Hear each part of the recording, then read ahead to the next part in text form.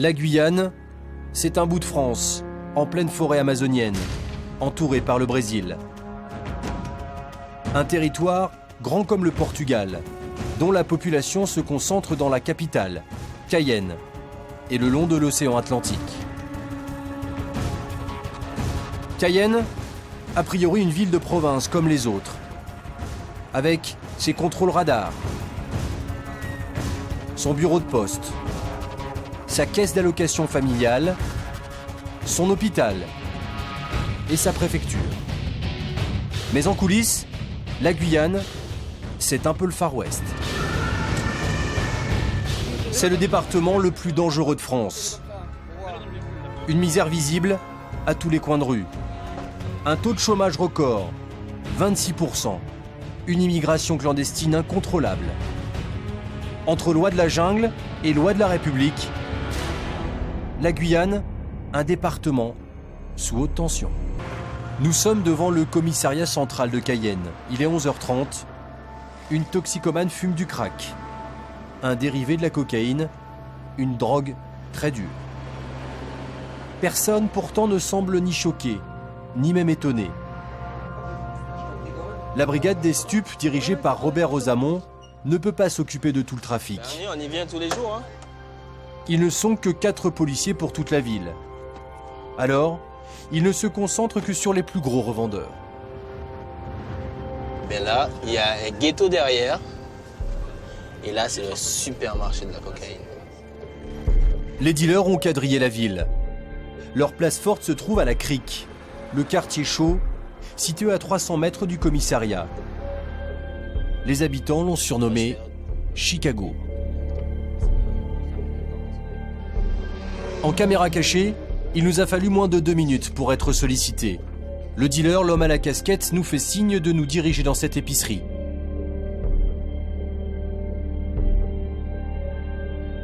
La transaction s'effectue au vu et au su des clients et patrons. 20 € la dose de crack, des prix cassés pour fidéliser les accros. Nous sommes à 2 heures d'avion du premier producteur de cocaïne au monde, la Colombie. Conséquence, les prix sont 20 fois moins chers qu'en métropole. Aujourd'hui, Robert et ses hommes vont planquer l'un des plus gros points de vente de la ville. Mais auparavant, il faut régler un petit détail. Ils doivent aller emprunter à un détective privé un sous-marin. Autrement dit, un véhicule banalisé avec vitres teintées, car la brigade n'en a pas. Même pour les toilettes, là, si jamais Présente. Ouais, ok, d'accord, ça marche. Bon, et pour là tout à l'heure. Ok.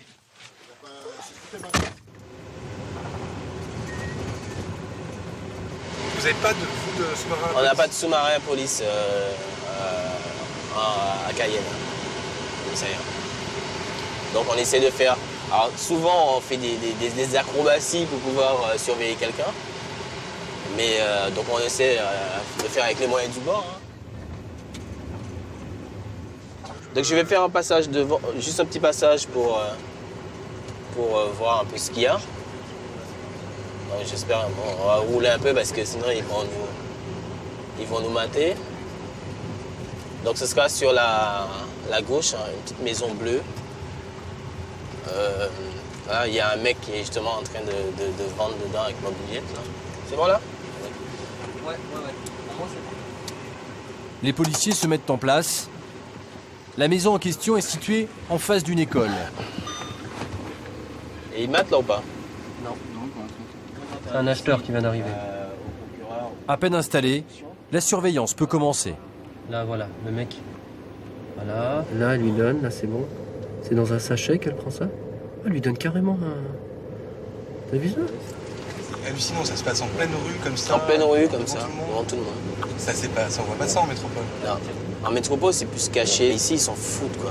Ils vendent devant tout le monde des enfants. Ils se servent des enfants, de leurs propres enfants, pour faire le guet ou pour cacher la cocaïne. Pour les policiers, l'objectif est de réunir un maximum de preuves pour présenter les organisateurs de ce trafic à la justice. Voilà.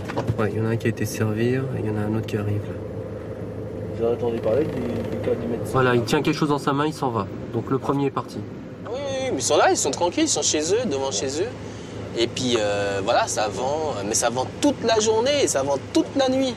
Je veux dire, c'est pas, il n'y a pas de coupure en fait, c'est 24 heures sur 24 et 7 jours sur 7. On est resté 1 heure en surveillance, on a vu plus de 25 voitures s'arrêter, défiler, avec chaque conducteur descendre, acheter, repartir. 25 véhicules en 1 heure.